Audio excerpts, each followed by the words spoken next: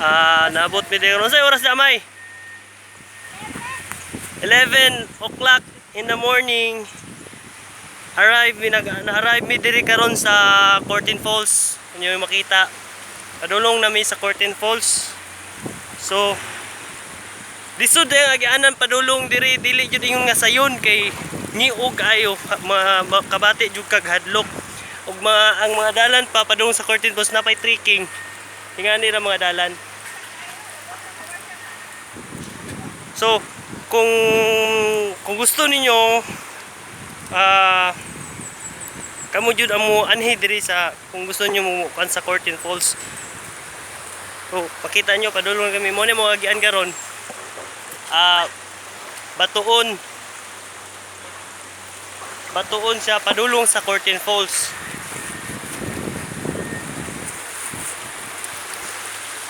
So ngani no?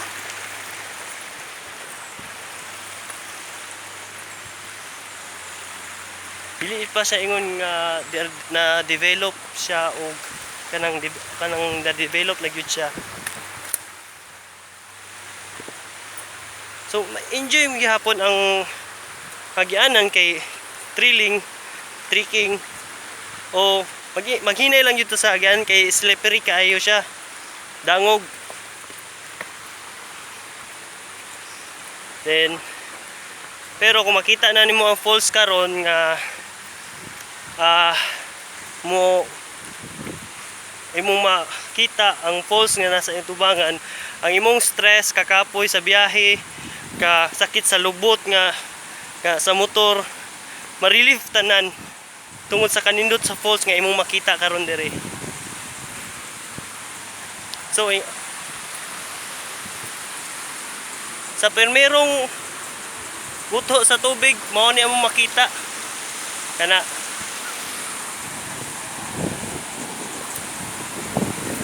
mga 2 minutes and 15 seconds kung saan mo makita ang falls.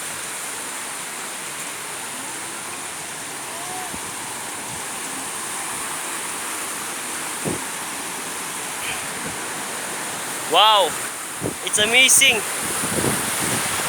Makita na karon ang falls diri. Mao na ni ang Curtin Falls.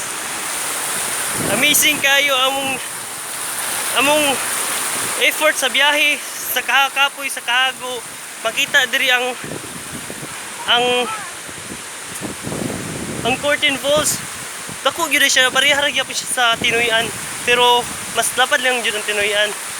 So di pa siya actually nga develop kayo ang Curtin Falls, pero nindot siya na siya mga agianan pod. Dagko og mga bato, makita ninyo. So ang imong kahago jud ma-relief jud diri. Kung naamoy mga plano nga moanhid sa Curtin Falls, make your own risk.